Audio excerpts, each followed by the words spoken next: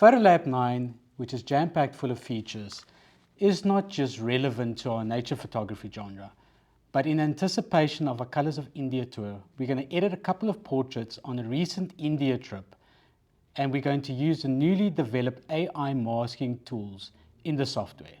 So let's have a look. So let's start with our workflow. Create preset. Immediately you will notice a difference in terms of brightness and the distortion, and to remove the imperfections of the raw file. Now the further steps, we're going to edit this a little bit differently. We'll make a few universal adjustments, but majority of them will be done in the AI mask tool, which is the most prominent and the most impressive feature that's been added to the software. So let's start with the smart lighting. We choose spot weighted, which will select the face. Based on that, it will improve the overexposed areas and the darker areas, but still maintaining the whites. Let's first straighten the image, and then we crop. I think on this specific image, I'm going to crop it a bit tighter, just to get rid of that wall on the side, and there the crops have been applied. Now we move over to the local adjustments. So first, I would like to darken the background. We use the AI mask tool. Let's choose background. And now with the selection made, we'll go and edit the image. First, let's see if it has overflowed onto any parts of the image that we don't want it to affect. Let's go back. Let's darken the background. Let's take away some of the shadows. And I think in this case, I want to add a bit of warmth into it. Now let's start to edit our subject matter. Go to the drop-down menu and choose people. With the selection made, so let's up the exposure a bit, down the highlights, let's up the shadow slightly, and let's add blacks back into the image. What I want to do with the next step is I want to put a bit more emphasis on the grey hairs on his beard. So with the new mask, we go down to the drop-down menu and choose hair. With the selection made, it has now selected his face. I don't want this edit to have any influence on his face. So let's deselect it with the point and click option. We click on his face. It has made a bit of a selection on his clothing. So let's use the point and click just to remove that section. Now with his beard selected, let's add some highlights. Just to make the grey hair stand out a bit more, let's put some blacks back into the edit, and let's add just a bit of micro contrast to make those features come out a bit more. Let's create a new step. In the new step, I want to bring out his face. I want to make it a bit more prominent in the portrait. So let's go down to the drop-down menu and choose faces.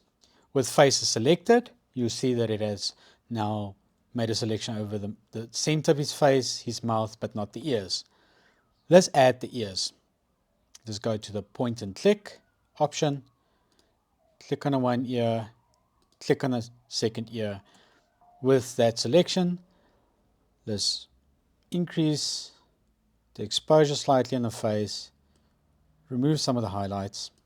Let's add a bit of midtones.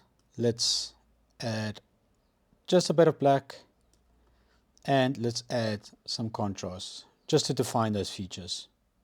Let's create a new step. I want to go and work a bit more on his eyes. So let's go to 1-to-1. Let's use the add an area option in the mask, drag it over the one eye, and still in the same selection, drag it over the second eye. Let's remove some of the shadow, add some highlights, add a bit of black, and make the eyes pop a bit more with the saturation. Let's go back to full screen.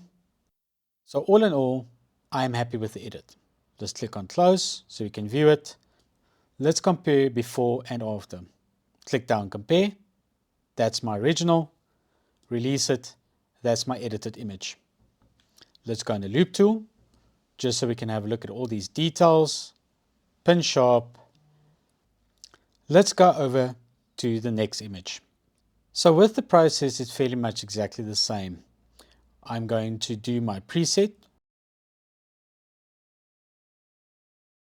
And I'm going to edit this image with very few universal adjustments. Let's first go to light. Let's choose the spot weighted option. As I toggle this, you immediately notice it has enhanced the exposure. But in this case, I still think it's a bit dark. So let's add a bit more universal exposure into the image. Let's remove some of the shadows and drop the highlights a bit. Let's go over to the straighten tool so we can straighten the visual horizon we have, and let's crop. In this case, I think a 5:4 crop would work fairly good. Slightly off center, just so that we have some of that background in the image. Now let's go over to the local adjustments. In this image, I would like to start with the subject first. So let's go to the AI mask, to the drop-down menu, and choose people. With my selection made, so let's up the shadows. Let's bring down the highlights, add black, and I would like to add some contrast. I think the subject is a little bit orange, so let's take away some of the temperature. With a new mask created, let's first go and work on his face. Let's go drop down menu, faces. With the selection made, you'll notice that it has chosen majority of the face besides the one ear. So with the click and select option, let's select the second ear, and you can see it has overflown onto his head dressing. So let's use the minus selection to refine it.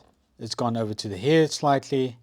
With that selection, you can see it's gone over the beard just a little bit. So let's end the step, click on the drop down menu, choose hair, and we're going to invert the shape. That way it's now made a better selection on the face. So let's go to mask, add just a little bit of exposure, take away some highlights, add a bit of shadow, and let's just add some micro contrast. The last step I would like to do to his face is work in his eyes. So let's create a new mask, let's zoom in, and with the add area option selected, drag over his eye, and select it in the same step on the second eye.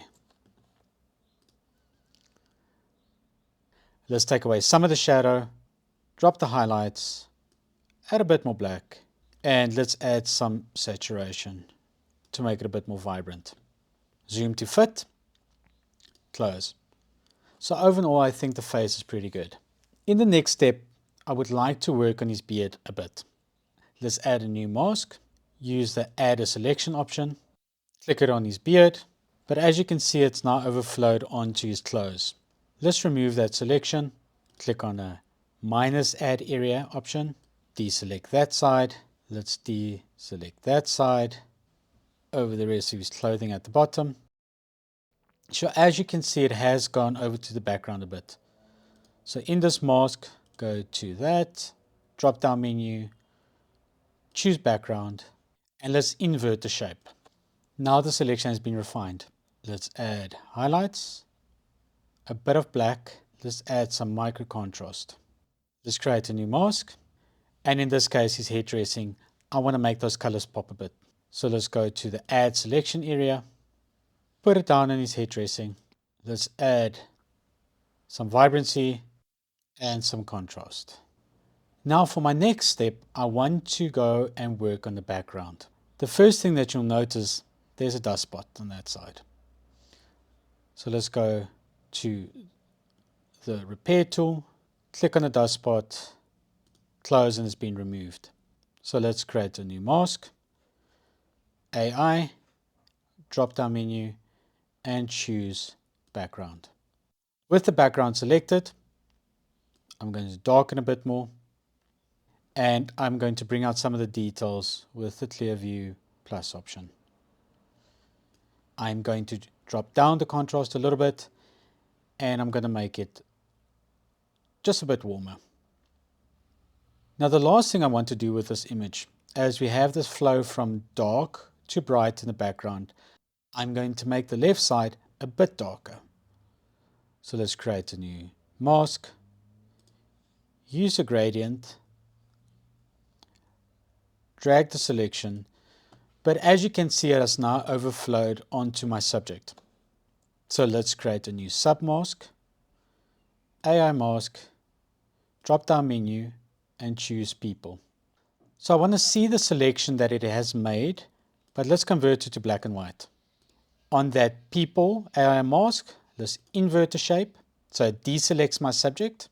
Go back to the color overlay, and let's make that section a little bit darker. So let's compare before and after.